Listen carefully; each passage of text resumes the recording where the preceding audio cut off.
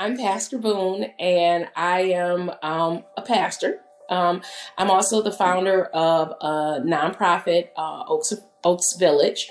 I was the founder of Oaks of Righteousness, which is a church, and we are a homeless shelter. We are a food pantry, a clothes closet, a soup kitchen, a free childcare center, a free medical clinic, and a nonprofit grocery store. I'm also a wife and a mother. So I've been in ministry for some years, and I got sent to Monroe 12 years ago, and I pastored a little small church, and I was there for about 3 years, but I really felt God was pressing me to stay in Monroe.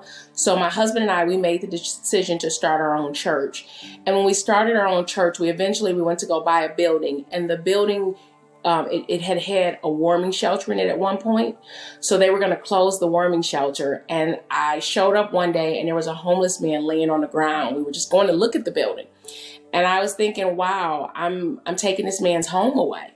I don't want to do that. So we bought the building and we decided to keep the warming shelter going. And in that time, the first year we served 91 people because they said it was just a few people. Well, 91 is not a few people to me. That's a huge number. And so since then, our numbers have went up and we've served hundreds of people. But during the time when, after we started the warming shelter, my husband and I, we made the decision to move into the warming shelter, the homeless shelter with the people to raise money so that we could eventually buy a bigger shelter, a bigger church so that we could expand the homeless shelter because we just could not deal with the fact that there were people living out on the street. So we moved into the homeless shelter. We lived right there with the people for 2 years. And then we bought another property. And when we bought this other property, we ended up going into the clothes closet, the food pantry.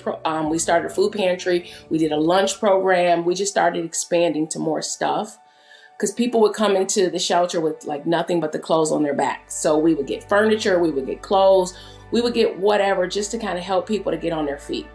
And then we noticed that childcare was a huge issue. So that's what made us want to start the free childcare center. There is no one road that leads to homelessness. So people are there for so many different reasons. And so it's a humbling experience, but it's also an experience where you realize that these are people just like you, and we're all really just a few paychecks away from being in the same predicament. And we have expanded our shelter, so it's not just a warming shelter, it's a year-round 75-bed shelter where we, house sometimes up to 500 people a year.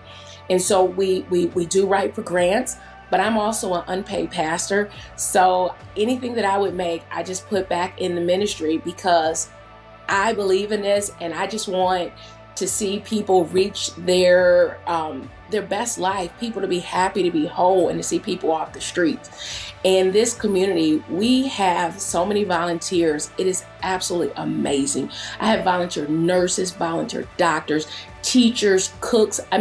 People who are retired, who've had extensive careers, people who are still working, who come and just volunteer hours.